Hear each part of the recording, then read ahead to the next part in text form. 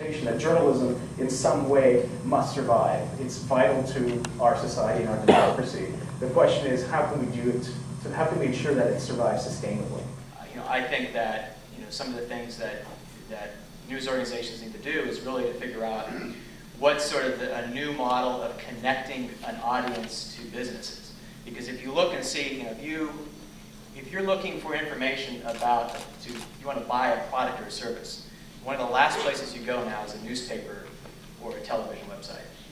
And maybe we as the American public will come to our senses and say, oh, you know what, we need to pay for journalism. Do you think that will ever happen, or people are just too used to getting it for free? People, it's interesting, when I talk with folks that are not involved in journalism at all, and we're talking about the economy and bailouts and things, and they're really shocked.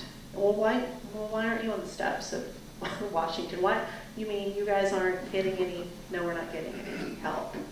We're private institutions in a way. So this is the way the model's always been, and it's always been free, and that's part of the problem. We've never done anything else. Part of the newspaper experience in print is the serendipity of all of these different stories from all of these different places. A website can kind of do that as well. But we're kind of, in my own newsroom, moving back to this idea that, okay, so maybe that wasn't really so progressive, all this commodity content and linking out, and what people really need is what we can do better than anybody else, which is local. I mean, how many times have we heard hyperlocal? But that's really the best thing that we can do, sure. The challenge that is going on right now is, a site like ours where we're competing with, 20 or 30 different other technology news sites to get information out there. You pretty much have to go free because everybody else is. I think that might change though over time as things start to shake out a little bit. And the survivors might be able to start doing some interesting things with subscription or payments. And I also think there's another way to look at payments and subscriptions, in that you could have a kind of a hybrid model on your site where 90% of the content is free. But suppose you could buy the newspaper a la carte. You could either buy the sports section or the entertainment section or the local news section or the national section.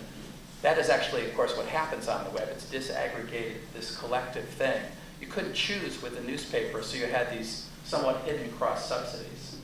So absolutely. I think that what we're talking about is still not just one model, one mold of journalist. I think we're talking about different models and different molds. If I were a news organization of the future, I would want a little of everything. And I would want some of my beat reporters to be personalities, so that they could glide their content into the conversation so that it could be shared and linked and commented on and read. And I just feel that it's so exciting, it can be so rewarding and so much fun that, I don't know, I can't imagine ever going back.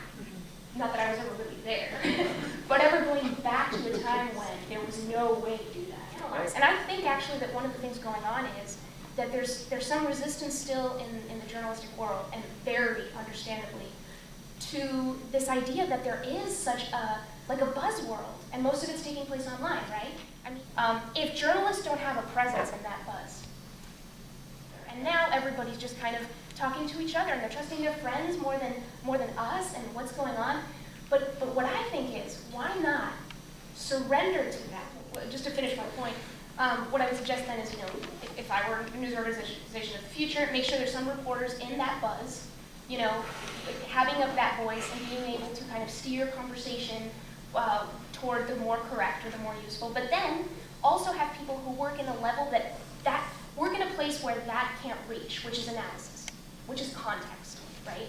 That's the kind of stuff you can't fit into 140 characters on Twitter. What if newspapers or news organizations give up their domination, just give up the domination on the buzz, but establish domination on that higher level? Maybe that's the future.